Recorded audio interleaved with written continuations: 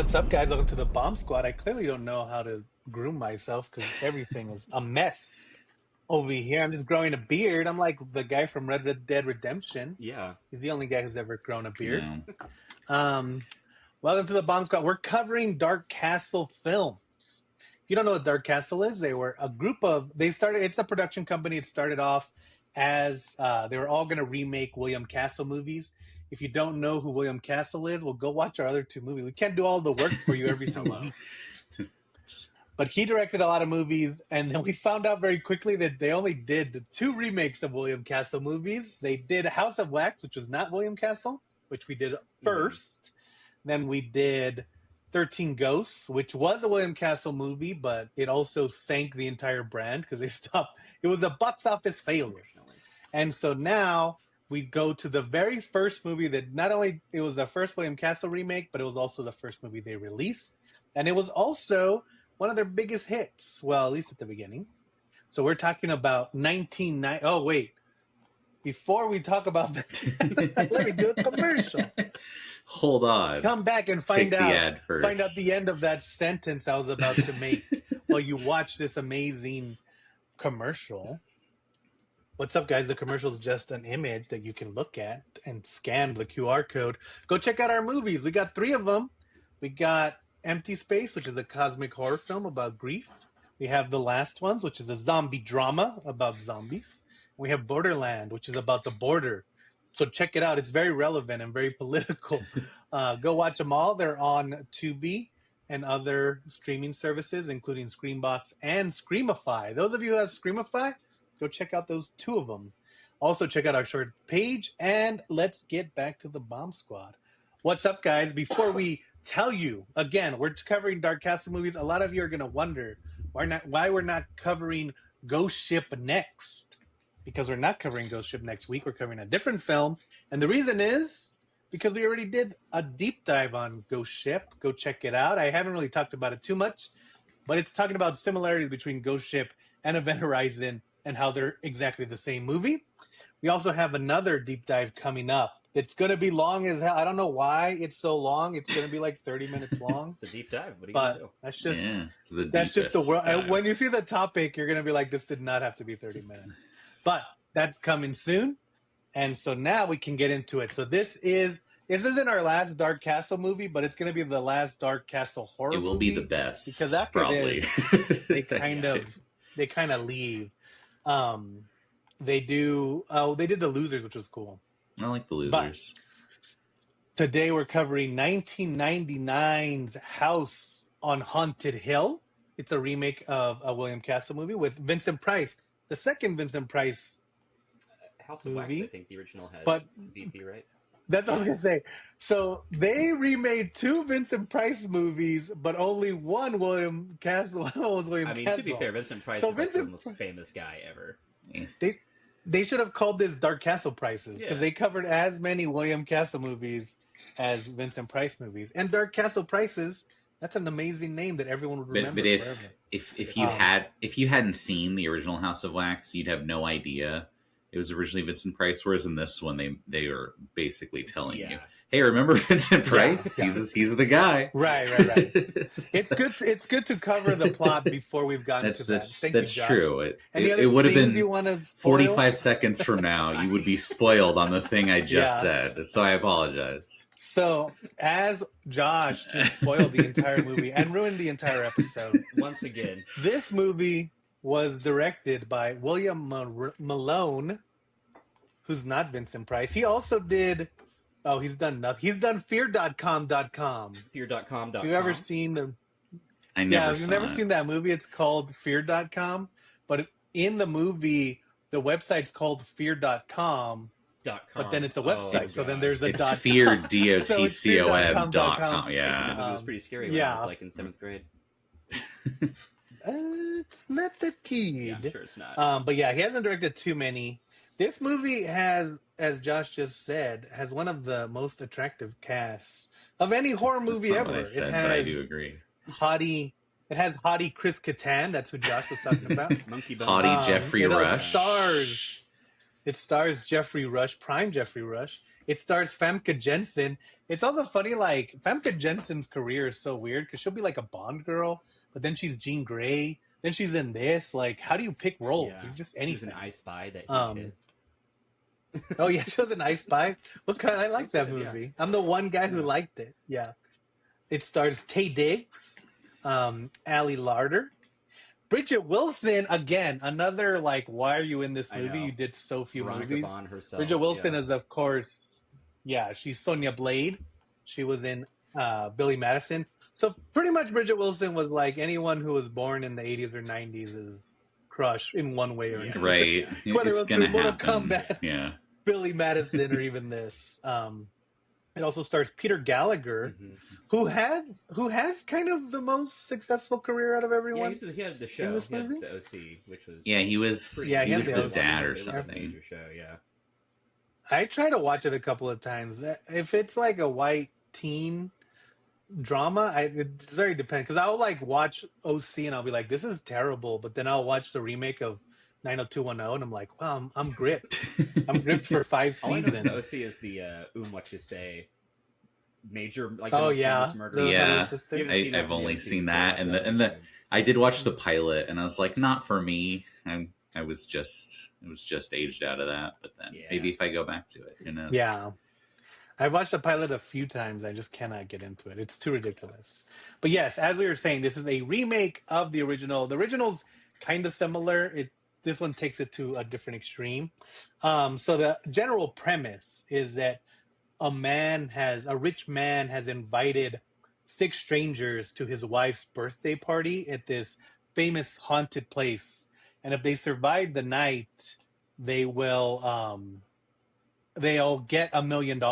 Yeah. But they have to survive the night and they have to stay there. That's the general premise of not only this movie, but also the original. The funny thing about the original, because I did watch it, because it's the only original I rewatched, they get $10,000 each. And I'm like, oh, that's pretty funny that was like equivalent in 1955. Well, and as we're talking, William, have you seen the original? No, I've only ever seen this one. I will say... And I hate to disparage older films, but the original is quite boring. I've watched it a few times, and every time I watch it, I'm like, oh yeah, maybe this is a time that it'll capture my spirit. And every time I'm bored. The original has some amazing reveals. It is funny that Vincent Price is playing a pretty normal guy in the original, and in this one they're just doing like a cartoon Vincent Price impression. He's so over the top. Vincent Price is kind of like Al Pacino, where he has a very like small thing, or like he's an actor, but like when everyone does an impression of Vincent Price, it's always like taken to a weird extreme. Right. Yeah. But yeah, the only thing I like about, well, if you've seen the studio from the Seth Rogen show, the house, the big building where they all work in the studio, that's the original House on Haunted Hill from the Vincent Price movie. Like they use that. That's cool. Oh, yeah. That like Aztec office. Yeah. Cool. That's why I'm always like, oh, that's cool. The original house too is just a big mansion. In this movie, it is a very different, very evil building. The last thing I'll say, the only cool part I like about the original is the very beginning, where everyone's just talking to the camera and they have a disassociated head, and they're like, it's like floating, and they're like, the ghosts are out tonight and they're coming for you. And it just cuts to Vincent Price and he's like, we have a party and the only guests on the list are ghosts. And then after that, about 40 minutes of just talking. Like in a 68-minute movie. There's not... They're really but the last 10 minutes are really, really fun. So if you can get that far. It also, we won't spoil it, but let's just say it does something I do not like when horror films do this. But now let's talk about 1999's House on... I will say, too, this movie left a pretty good impression. I remember, like, when we were a kid, our parents let us watch whatever, so we would grow up watching, like, Aliens and Predator and stuff. And then we went to go see this movie in theaters. I don't remember how old I was. I wasn't very old. And we were sitting there in the theater, and my brother like turned to me like, this is like a real scary movie. It's not like Predator. And like as soon as he told me that, I was like, shit. Like, am I gonna get real scared for this? And the answer was yes. I had nightmares. So yes, I have this was the first horror movie that I saw in theaters. Wow. So interesting. And also go check out my horror movies to see. Look, there's one right there. Last Days. I'm constantly surrounded by posters of my own films, regardless of what room I am. I have someone walk around behind me with them, just hang them on the wall. But yeah, so now let's get into this. And I'll say that this movie is probably like, it's one of my favorites, probably my favorite haunting movie that's not The Shining. And we'll talk about why, but we'll start off by saying it's the only movie, and I'm going to kind of compare it to the other two just because we've been talking about them. Yeah. But like, it has a legit opening title sequence where it's like a brick is being built out of like string. Yeah, it's very like kind of spindly, like little like things. Yeah.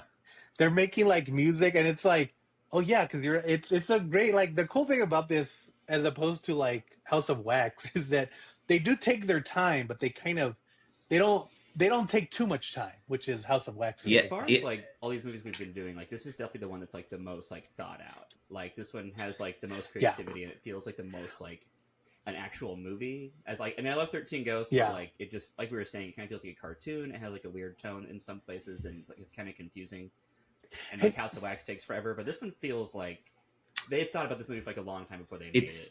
It's weird that this was first, and it's like they kept trying to recapture that magic, and then just missing the mark, you know. And I think we'll talk about why as we go along. But there's a couple of reasons that I think this works better than the other two. But anyway, so let's get. This also has one of my favorite things that horror movies do, where it's an almost completely unrelated horror film at the very beginning of this film. Where it's like, it's not unrelated, it's the backstory of this house.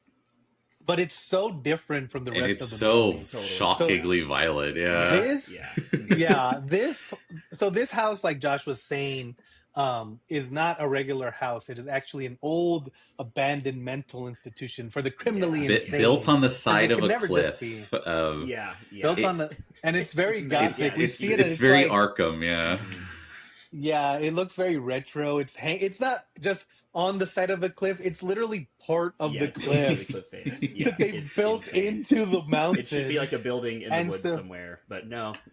We're just gonna put it. It literally should be like this is where Lex Luthor that beachside California real estate is just being taken up by this abandoned like, state haunted. Funding is not paying for this. Like, I don't know where they're getting this money for a hospital. Like, that's insane.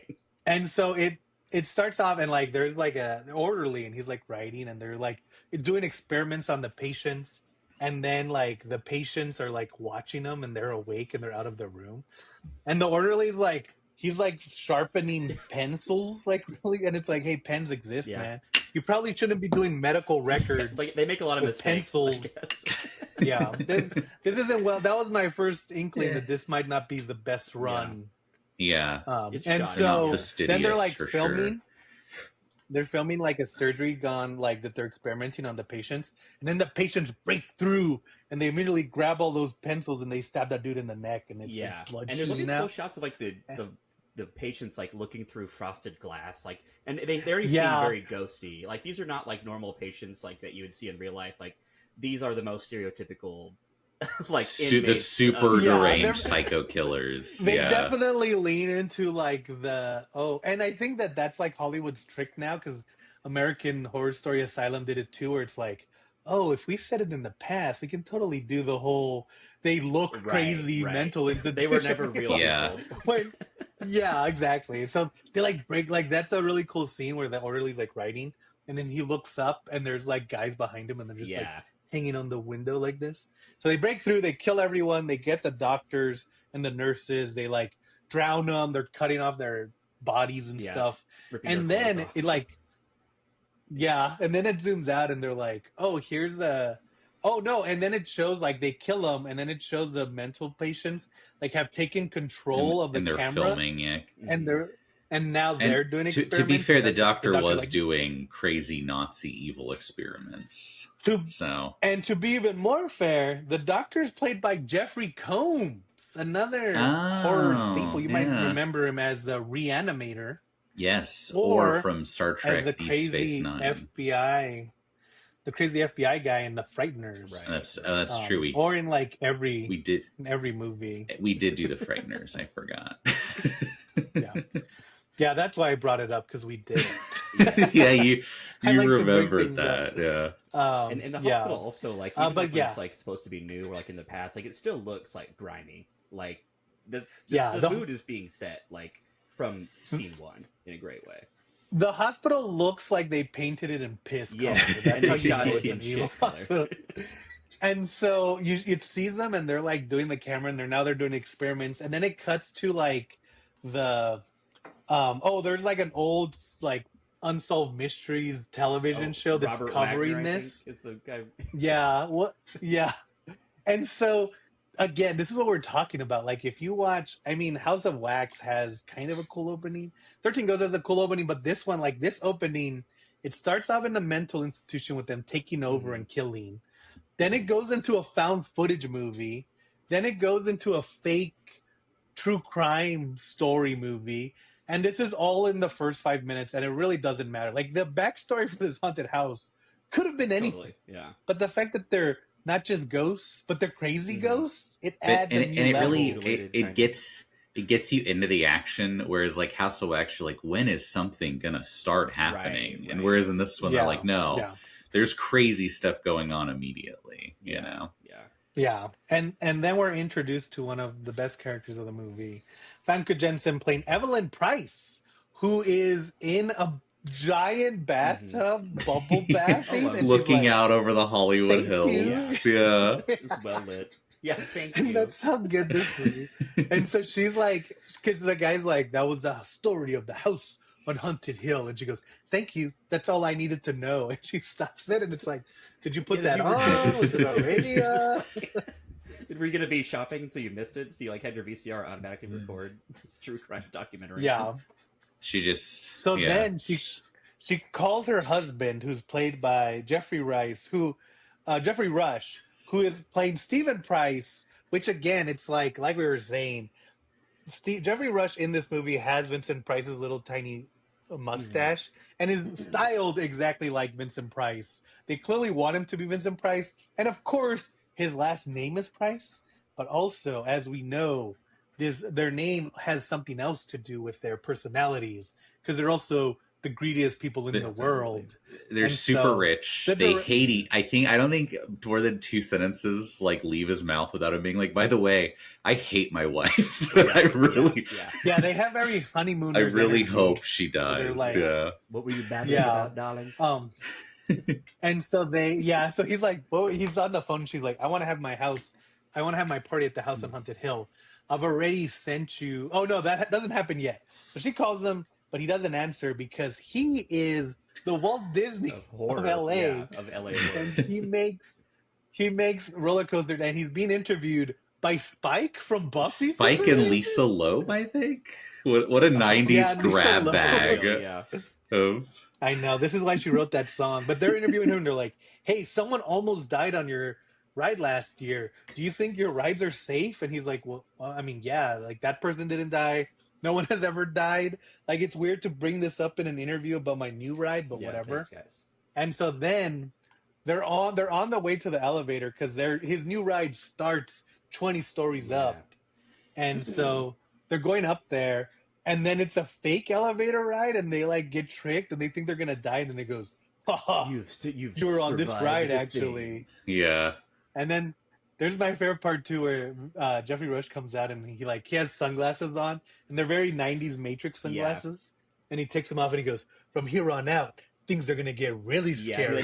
And then the roller coaster shoots past. Dude, honestly, like it's like not even like camp. Like that was just like genuinely good. Like, that's just none of this is gonna really matter. Also, that like, you know he loves tricks and rides. He's a goof guy. Yeah. Which, like, they could have done in dialogue, but I appreciate that they don't. And so then, which is, again, this is kind of, it's like, and it's weird, too, because it's like this works where the other ones don't work, because I think it's not that it's like on the borderline of camp before it gets too ridiculous, but where you can still have fun with it. Because the next scene is like, Evelyn calls, she says, I want to have the party at this house, make it happen. And she goes, I sent you guest list. And then it cuts to him on his like skyscraper office building that's in the middle of like the sun, and he's shredding the guest like list and he's printing out his own, and like then he's shredding so many pieces of paper. Like how long was this guest list? And it's like a close up on the papers being shredded, and then we see the shreds, and then it's panning as he's making a new list, and then he goes, "Your guest list shredded to no one." It's like, well, yeah, no one.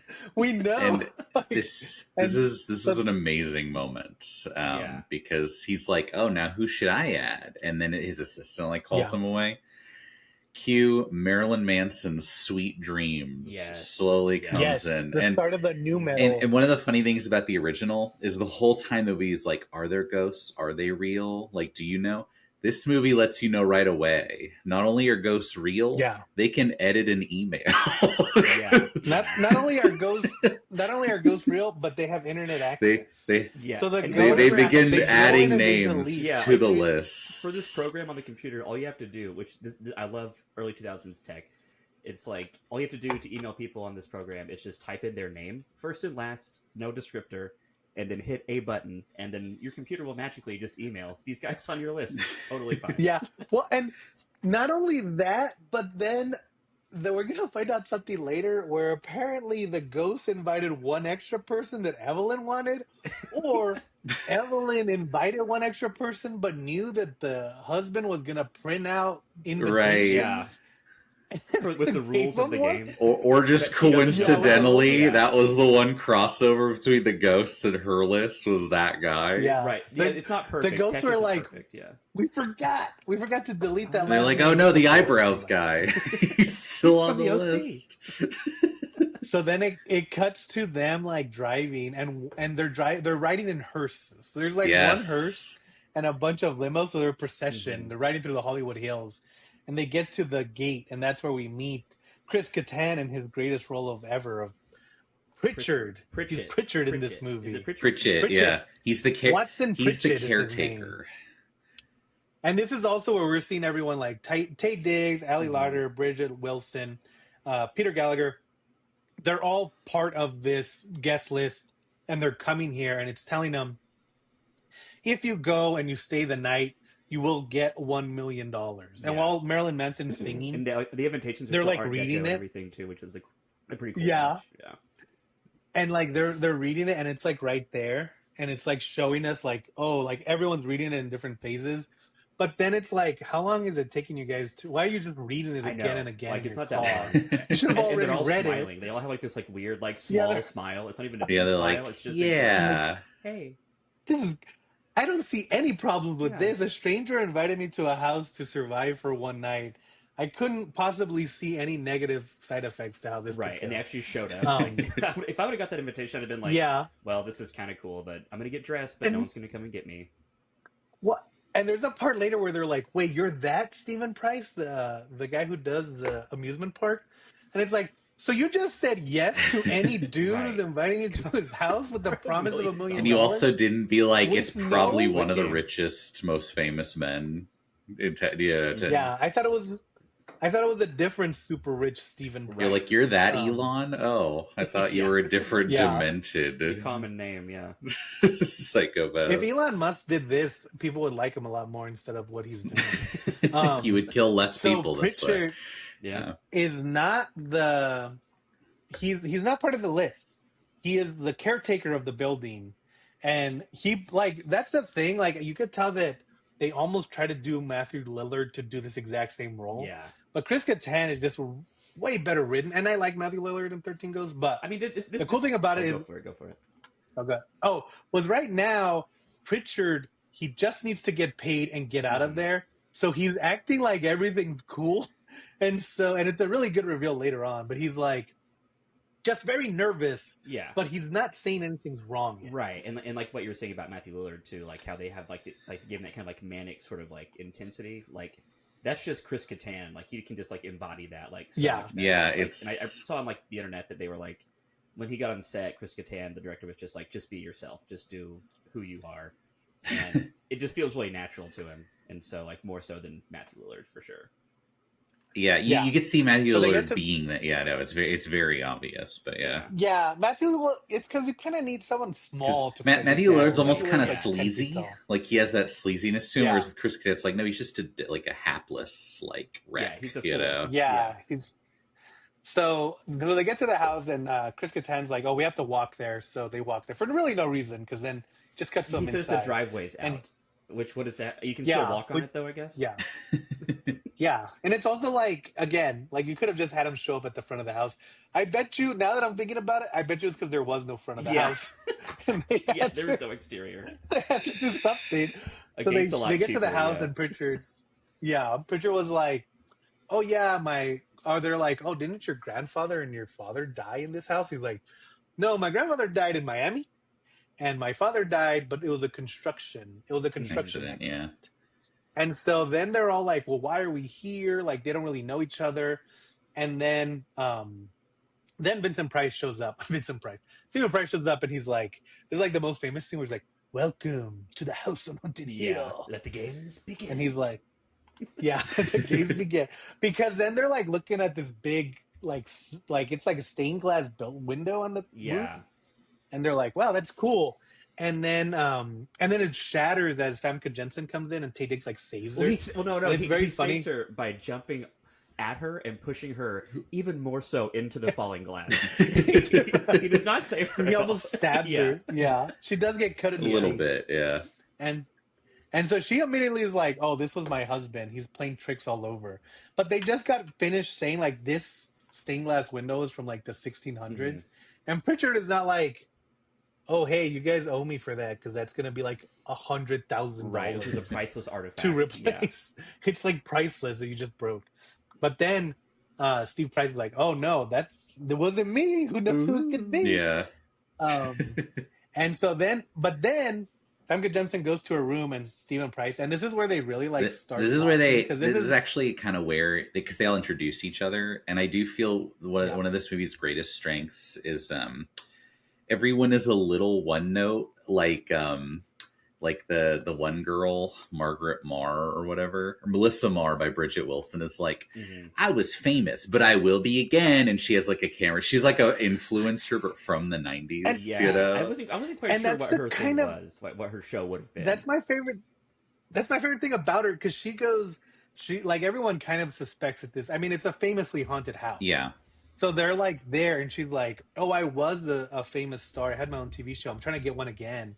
And then she goes, yeah, if I can catch a ghost or something, maybe they'll give me they'll let me host like America's Wackiest Videos. And it's like, why wouldn't you host like a ghost show? Like, well, why would you host? It was the 90s, like, so ghost shows weren't prevalent. But then like Taye Diggs is like, I was a football player, but I got injured or whatever. I washed out, you know, but it's like everyone's just enough of a character, but also kind of a stereotype that you don't mind seeing them like die, you know, whereas House of Wax, they're like, well, I don't want to see Paris Hilton die. She's a good person, you know, in this movie. It's like you didn't like give her... like them enough and you know them enough, but it's not enough. But it's like fun. It's like fun and snappy. It's not like lingering on anything too long to where you're like...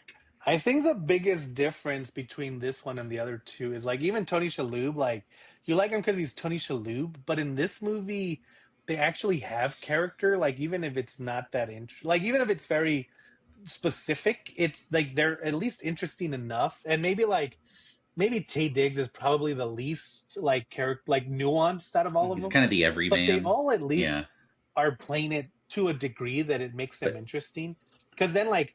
For example, then Jeffrey Rush and Famke Janssen, they go into a separate room and they're talking. And they're saying like, oh, I didn't invite that guest. And Jeffrey Rush is like, I didn't invite him either. That must have been you. He says, and then they talk about into my computer. Good on you. Good job, Evelyn. And then they start talking about how Evelyn has been trying to like murder him since they got married, like with poison and like with accidents. Yeah. And then there's a real funny part where she's like, oh, OJ knife, they do an OJ Simpson reference, and then he like pulls her hair pretty hard, and she goes, Steven, you're hurting me, and he goes, I know. And she just kind of brushes him off, and so then it's like it's just an interesting thing, and he goes off and he talks to someone and he brought his tech guy who's like, I love it's the classic. He has 2 Blockbuster tapes with like a sandwich on top, and he's just chomping it as he's like watching the security cam. It's just the classic 90s security guard. Right. He like goes from here eating something, he puts it down to eat another sandwich on this side. Yeah. And then also he's dressed like in a onesie. He didn't change from with work like the after the park, the old school like mechanics hat. It's like everyone here is kind of from the 50s. Right. Yeah. So they're all like Hollywood-esque, like pictures of someone, you know. It's cool. Yeah. And pretty immediately, like there's another cool scene. So Pritchard wants his money. So he's like, hey, let's get the money. They're trying to figure out who everyone is. And then there's a really funny part where I always say this, where Pritchard's like talking to Jeffrey Rush, and he's like, I want my money. I want it. So you give it. He's trying to act tough, but he sucks. Yeah. And so that's where Steven gives them the thing like, hey, if you guys stay, I've written out 5 checks for $1 million to cash. Anyone who stays the night will get the money. And if like everyone leaves but you get $5 million. Like you get everything. So if someone dies, you get that money. It goes back into the pot. And so they're all like, yeah, that's awesome. We just have to stay here the night. And then they offer it to Pritchard, but he's like, no, I just want my $10,000. And then they get that. I do like that because every time he's like, here's your money. Oh, unless you want the $1 million. I got to sign it. Like he keeps doing it and he keeps getting more and more frustrated. And so finally he gets it. And then you hear like these big mechanical things start to shift. Because this giant tower of a building also has a failsafe where it can trap everyone inside, which is how everyone burned up in the original fire. But it's also like, what other purpose would this have other than to trap people and murder them? And influence 13 There's no good. No, he is an evil. Nobody's like, oh man, there's a pregnancy here. Let's shut down the entire hospital just so we can focus. So it shuts down. That's where Pritchard he runs. He almost makes it. He dives, but it closes. And immediately after that happens, his whole persona changes. He no longer thinks like, because before he's always been like, yeah, I mean, I heard it's haunted, but like, it's like there's a scene where they talk about the stained glass window, and he goes, it used to scare me as a kid, but it doesn't scare me that much anymore. Yeah, but it's like the most nervous guy ever, though. Like he's not telling them outright that like it's scary, but like his whole thing is that he's like about to crawl out of his skin. A little on edge, yeah. So now he just lets them know, like, oh, this was the ghost, and you guys are all gonna die. He literally immediately walks to the bar and just starts like drinking scotch. He's like, we're gonna die. Like, don't even. And then that's also that's alcohol he drinks. Like, he would be dead. Like the ghost would. Like he drinks an like bottle. It's such a good dynamic though, because it's almost like It's almost like the inverse of something like Suicide Kings, where you have like everyone cynical except this one guy. This one guy's super cynical, and everyone else is like, "What do you mean we can get out of this?" He's like, "We can't. We're dead. Sorry. It doesn't matter." You know. And it's the thing too, where in like 13 Ghosts, Matthew Lillard, like even though he kind of has this persona, he's more like hopeful. He doesn't commit to it as much. Richard is like, "No, we're gonna die." Yeah. And like, because immediately they're like, well, let's see if we can find like a breaker box or whatever to turn it to open the doors. And Bridger's like, oh no, the only place you can find that is in the basement. That's where the ghosts are. And they're like, well, your options are stay here, or we go downstairs and try to get out of here. And so he's like, that's the only thing that kind of like says, okay, let's get go. This haunting going. And so, we should also say they have there was tiny coffins. Oh, yes, yeah. And that was part of the gimmick at the beginning, is that he's like, here's these tiny coffins. They all have guns. And Famke Jensen, like, are they loaded? So everyone has a gun that may or may not have blanks in it. And so everyone's Which armed. Was also, and that's also from the original. Yes, that is part of the original. Kind of the tiny coffins are delightful. That was my favorite part. That was so good. Yeah, that is. And then at one point they're all talking, and like the lady who wants to have her own TV show says something. I forget what she says, but Ali Larder says, "Oh, looks like someone's trailer park is showing." But like, what did she mean? Oh no, because she's like, "I'll be famous if I have to sleep my way in," or something like that too. Yeah, okay, she goes, I need to know who to fuck. Gotcha. Yeah, I guess I missed what she said. Yeah. Anyways, that's neither here nor there. I was just curious. The point. So they're all trying. They're all a little bit desperate. was what they're trying to say, except for the doctor. Yeah, he's a doctor. He's like the least scared too. And so they go downstairs, and this is where we see something that became pretty prevalent in the 2000s. It's most famously in Casino Royale, but they also did like Hannibal. But they go downstairs, and Pritchard turns on a light, and the first thing they see is these statues that are men, but all of their skin has been taken off, and it's just muscle. Yeah. And then Pritchard goes, "Oh yeah, those guys," because they get all freaked out. And so that's like, it's a really cool image, and it's kind of cool that this is the first time like the general public had seen them, because they were famously an art installation, and they had they toured the world, but this was like their first mainstream exposure. Oh, and so it's cool because it's such a unique look. Yeah. That and that's the thing I don't know if they did it for this one because they might have gone under the wire, but after this, I know Casino Royale had to lease the actual statues because they put like a copyright on it, so that nobody else can kind of do that. And so they find these things, but then they're like, I mean, they're just statues, so they keep going. Yeah. But what a introduction to the beginning of this haunted mansion they're about to break into. True. And so they go down there, and like immediately things are going wrong because Vincent Price and Chris Kattan, they separate. And then the girl and the guy are separated, Taye Diggs and Ali Larter. And also, I don't know, it's kind of funny they want to do like a little chemistry thing with Taye Diggs and Ali Larter. They flirt a little bit, but it doesn't ever go anywhere. Dude, are we talking about whenever he helps her up onto like the... Okay, yeah. So I love this dynamic because like, yeah, they're just kind of hanging out, they're getting along. And then he like grabs her whole behind. I don't know if we can cuss yet. Yeah. And he like gropes her up onto a table. And she's like, I didn't say that was okay. And he's just like, oh, well. And she's like, oh, I guess it was okay. No. But then it's very funny. They turn some lights on. Oh, go ahead.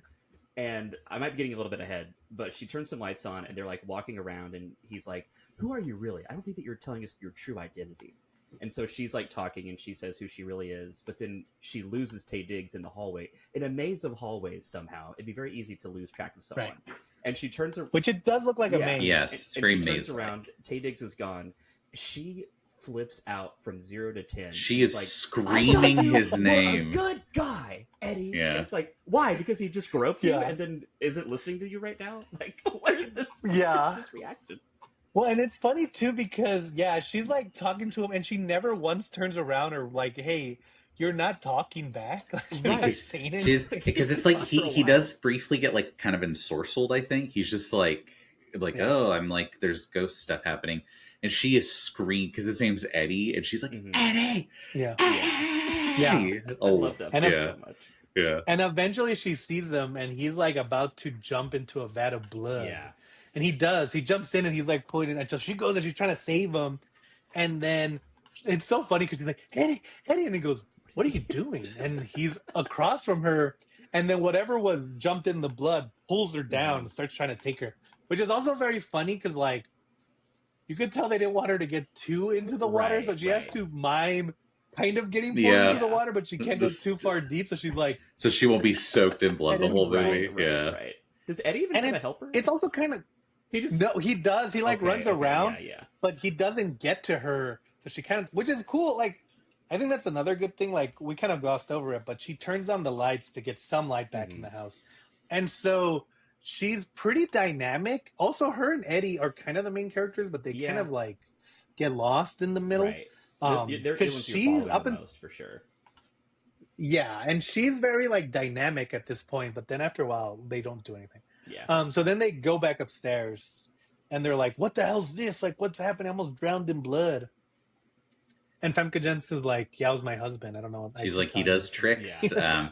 This is where the influencer, the proto-influencer, is kind of off. She's off on her own. She's filming because she's like, "Oh, this will be great for my show, America's Wackiest Videos." Yeah. Is this like whenever they go up after the blood thing? Is this whenever Taye Diggs hits the glass of scotch? Oh, he knocks it out of his hand. He doesn't just knock it out of his hand. He slaps the glass out of his hand, and it explodes. Like, he slaps it. It explodes into the fire. Yeah, and not only that, but then they're like trying to figure. They're like, "What are we gonna do?" Or like, I don't know what Taye Diggs says. Someone says something, and then Pritchard goes, yeah, we're gonna do it without scotch, you ass. Teenage just makes a face like.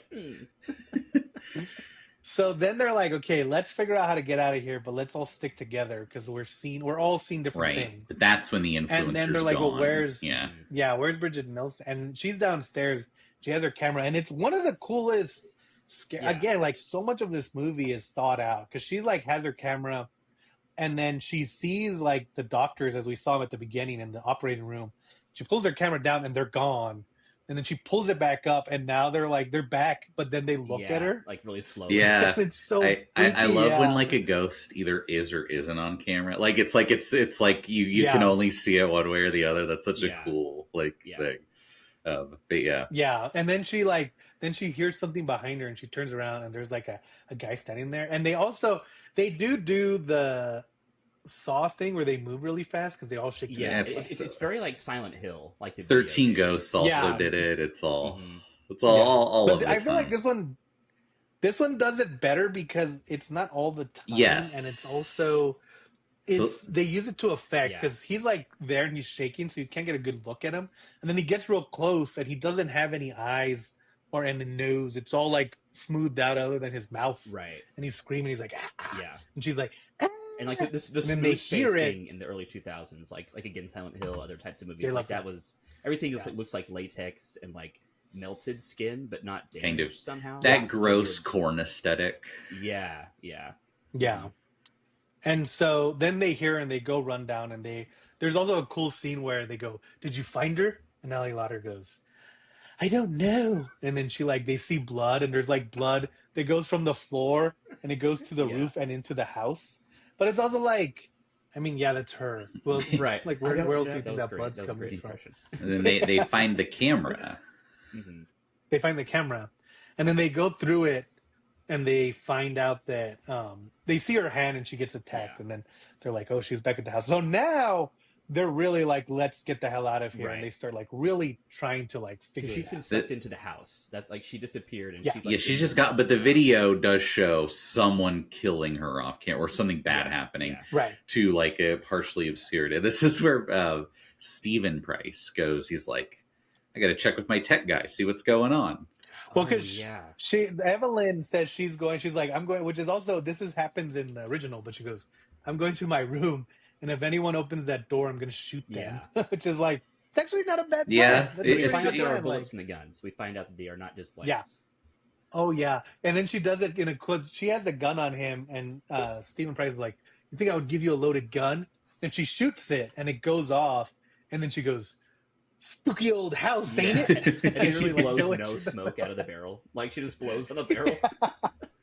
She's just cooling it off. Performance in this. Just cooling it off. So that's when Stephen Price is like, "Let me go check." Let me go check my tech guy. Goofy. He turns him around. His face has been fully carved out of his head. Yeah, this one got me. This one made me jump. Stephen, it's a good Stephen Price underreacts to this because he's just like, he's like, "I think there's a murderer in the house." It's like, that's not a murderer, man. That is several degrees above that's next level shooting someone. Well, because then he's like looking at the security camera and he sees Jeffrey Combs as the ghost, and the ghost is moving.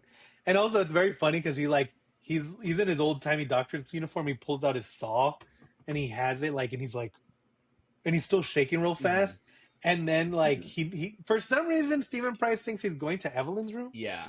So then it cuts back to the security camera, and now Jeffrey Combs is still doing the same thing, but he's in a close-up, and it's like, that's not how security cameras work, man. So he's floating. He floated up to it. He's a ghost. It's fine. He's in the same pose. It's all about the aura vibes. Yeah, I feel like after this, Stephen Price is like, "We got to get out of here. There's a real murderer here." But it's like, no, you should say exactly what they did to your tech guy. Right. Yeah. We need more. There's more information that you need to provide us. You shouldn't be this vague about what's happening. Yeah. This was no OJ. Yeah, they ripped off his skull. Yeah. So then they hear electricity going off, and they run and they find Evelyn, and she's being electrocuted. And so they finally save her, but it's too far. She's already gone. And then Steven's sad about it, even though he hates her. Well, and that's one of my favorite things because again, they established that she tried to kill him a million times, but when he finds out that she's dead, he's super sad about it. And he gives her kisses and stuff. And it's you guys have a very complicated relationship. Right. The love hate, yeah. And that's when he's like, he pulls a gun on him and he's like, someone's killing people in here and it's got to be one of you. I don't know why I thought giving 5 strangers $1 million each was going to go well. But it seems to be blowing up in my face. With these checks made out to cash, which literally anyone could kill me and take, even if there wasn't a supernatural element. Yeah. And so then Tay Diggs like grabs him and he's like, they wrestle him to the ground and they put him in an isolation chamber, which we had seen earlier, but we didn't really go over it. But now we have to. Yeah. So it's like an isolation chamber. That's a giant like zoetrope where like those old timey film things where like there's one image and it moves around and creates a movie. It's a giant one of those. And then there's a real cool part where Pritchard, like they're going to lock him in there and Pritchard is telling the doctor, he goes, I just want you to know I'm not comfortable with this. Yeah. I'm sure you're the not. doctor goes, I'm sure you're not. And he walks away. And so they lock him in there. And that's when this machine it's for schizophrenic patients. And it's supposed to be so scary and it's supposed to overwhelm someone who's having a schizophrenic. It scares you straight. It scares you. It's supposed to be so scary that it's obviously that would never work. But it's insane. I could see them doing that in the 50s for real. Yeah, that sounds very. They're like, let's just shock him with electricity until he dies. Yeah. What would turn a sane man insane would work the reverse for an insane. Exactly. Man. Which is like, I mean, you guys are like digging in people's skulls at that time. You guys thought smoking helped a sore throat, so whatever. It's all bad. So they put him in there and they turn it on, and like immediately Jeffrey Combs is like, "Oh yeah, it's me, of course. Who else would it be?" Yeah. And he's bouncing a little. And so he's like, and he's bouncing a ball, and then he passes it to his wife, who's dressed like to Famke Jensen. She's dressed like a schoolgirl, and she pulls up the head. And it's Jeffrey Rush's head, and she's like smiling. And Jeffrey Rush finds these glasses, and he puts them on. He's like, "No!" Yeah. He's like hanging off, and then it just cuts to him like in a fetal position, like going crazy. And again, very cool. Like the aesthetics of this movie are so cool. Like it just looks good. Every moment is like trying to scare you, which is really cool. You know? Yeah. The fever dream he goes into is like it's kind of harkening back to the opening of the movie sort of style, but now it's like a darker color scheme. Kind of monochrome, like, kind of monochrome, and like he just sees like like these like crazy, like he's like in a tank of water at one point, and like this like thing that's like only a giant mouth like comes out at him, and it's like pretty freaky. Like it's good. This part's like pretty wild.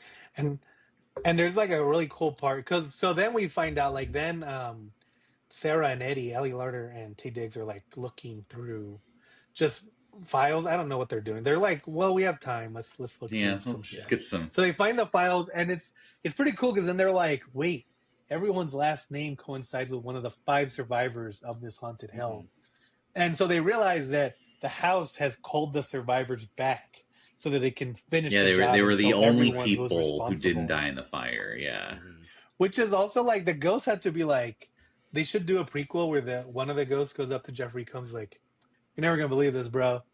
2 of the survivors got married to each other." Like, what are the odds? And not like that, but then they called and they want to rent this house. Like, they're just. Jerry comes like, wait, we had this whole elaborate plan where we're gonna do. It's you like, see a ghost hand, we need to hack one email, like flipping through like the hospital records of LA. They're high fiving. Yeah, they're all high fiving each other. Yeah. And so then they're like, okay, we're the survivors, and of course Pritchard too. And then they're like, the only one who's not here is the doctor, which is again when we're gonna kind of say what happened, because that means either the ghosts invited the doctor, who was part of the plan. Well, let's talk about the plan. So then we cut to Blackburn, who's Peter Gallagher, and he's going to the body, and then he grossly gropes Evelyn's dead body. Yeah. And then he's like, "This." It's like, okay. Yeah, and he goes, "This is pretty cool." And then she wakes up and she's like, "I'm not really dead. And also we're having an affair." And then they kiss. Yeah. And so that's why he was at the party, even though he's not part of the thing. But that's what I mean. Did the ghosts invite him? Did they forget he was on the list and just said, let's fuck it, let's wing it? Or were they like, you guys get one, you get one of your own guests? This is actually one of the twists from the original, and I think they wanted to keep it without thinking of how it would work in this guest list. But I liked it. It's fun, you know. Because you can say like maybe Evelyn invited him, but then how did he get the car? How did he get the invite? There were 5 checks. Like there was enough checks for everyone, so like he would have known the number of people, and so it's like that's also like. Even though they did change, which is also Price just sees a fifth like hearse moving up. He's like furiously writing the last one. It's like, oh, I thought there's 4 people. Yeah. Whatever, it's fine. Cool. Maybe that 5th one was actually for Pritchard, and he really thought Pritchard was going to stay. He was winging. But anyway, so then their plan, and this is also from the original. Their plan is to get one of the guests to kill Stephen Price so that they can say, "Oh, I wasn't involved. I was just playing along," and then they died, so that she can get all the money. But then she's like, "I don't know if they've been driven far enough. We might have to give them some more incentive. We got to kill someone else." And then Peter Gallagher's like, "Who? Out of the 2 of us, who could be murdered?" And then, of course, she goes to town on him. But then they find his body, and he's been like ripped apart, like his guts are like all over the place, and it's like, man, Evelyn, you didn't have to do all you didn't have to go security guard face carving mode on this guy. Right.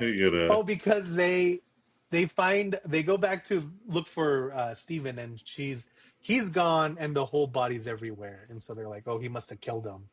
And it's like, yeah, but you didn't have to like eat him alive. Right. So then eventually Ali Larder runs into him, and she shoots him, but it's blanks. Or no, he has a bulletproof vest. Yeah, but he has. So then the wife, then the wife goes up to him. She's like, "Sorry, husband," and he's like, "I'm still alive." Yeah. And then he says a really cool thing, because she goes, "What are you doing, Stephen?" He goes, "I'm murdering you, Evelyn." I like when people say they're murdering someone else. So eventually they fight, and he throws her into the black part. And this is why I kind of brought that thing up earlier, because it was another cool little touch. Because she falls in, and immediately the house starts reacting. We've kind of seen the house react a little bit, but the house like starts almost coming alive. It becomes its own form, and like Steven is like, "Evelyn, get the hell out of there!" And he like puts his hand to try to like grab her faster. And I think that that's interesting, because at numerous points in this movie, even though he knows that she's trying to kill her, he even says before that he had recorded every single conversation between her and the doctor. And the doctor. So he's known this plan for a long time, but he still like is in love with her. Yeah, it's a nice dynamic, honestly. Yeah. Mm-hmm. It's an interesting choice about like what is he gonna do. And so then eventually the house comes alive, and I think this is probably the most criticized part of the movie, and I think I know why it's criticized. Doesn't look great. Monster. Yeah, it's like the CGI. It's like a super ghost, kind of. It's like every ghost in one big mass, kind of. It's a cool idea. And it is, yeah. And see, that's what I was gonna say. It's a very cool idea. It essentially looks like a big black kind of entity. It kind of looks like the ghost from Indiana Jones, Raiders of the Lost Ark. Like, when they come out, that's what it kind of looks like. And it can take the form of anyone. So at one point it like becomes Evelyn. It's like, "Come on, Steven, join us. We love you, baby." Mm-hmm. And so he's like running away, and it's chasing him. And I think the problem is that this is 1999. So this is a Matrix. This is Fight Club. This is our favorite year of movie making. 99 bangers. Yeah. And I think the other thing, the bad part of 1999, because we're doing so much innovation with CGI and with digital effects, is that it's also the time where a lot of movies just thought that you could do anything with digital effects. Yeah. And I think this suffers from it, because you look at this again, and like William even gives a good example.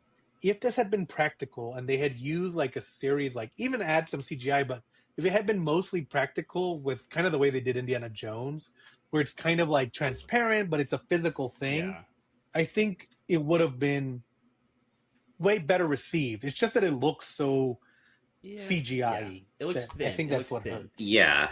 It's definitely it is you almost needed it to be like part of a matte painting that I don't know. It's just something that like like it needed to be just like there's a part where you tech. see it's in the walls, and it's kind of like creeping through walls, and it kind of looks like black mold.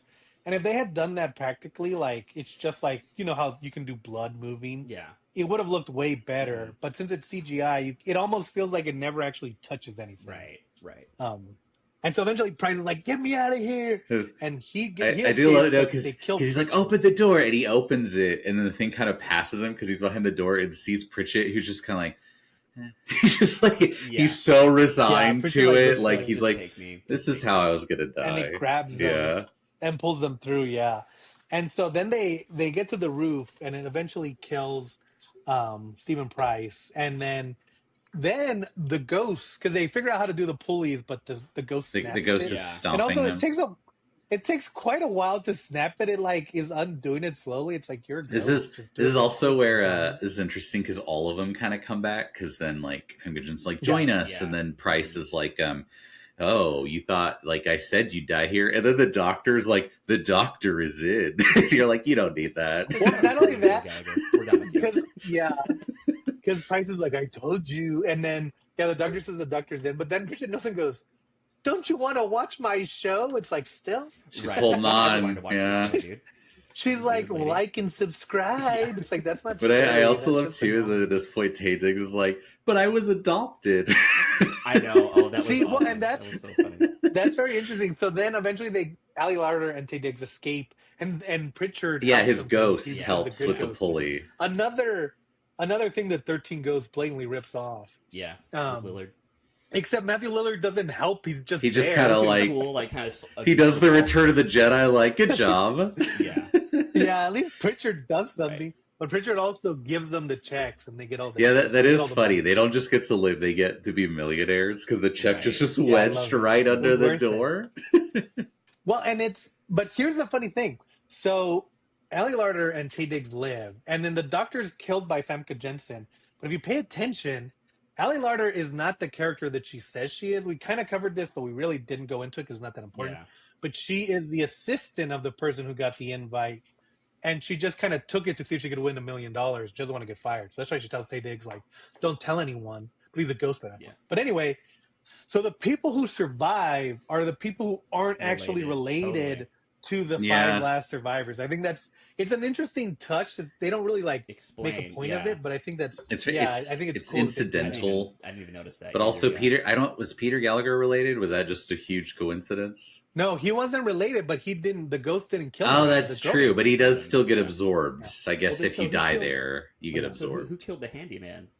Or the ghosts. Listen, it's not perfect. Right? Sometimes they have fun. And it just ends with that. It ends with them at the top of this thing being like, now how do we get down? And that's like the laugh line. Yeah. Weirdly. And then it goes, sweet dreams. There is an after credits. I don't know if you guys stuck around. And it's unnecessary because it just cuts to Price and his wife being like tortured by the inmates and like the hell world. I'm like, you don't need that. Wow. It's a weird downer thing after your funny like credits sting. Like that this was made well. There was another, I don't know if it was a deleted ending, but it was a deleted part where Debbie Mazur, who you know from Goodfellas, she plays Ray Liotta's she's also in Entourage. She was in like Batman Forever. She plays the other guy. She's in a bunch of movies. She has very clear blue eyes. Big Jersey. She was the original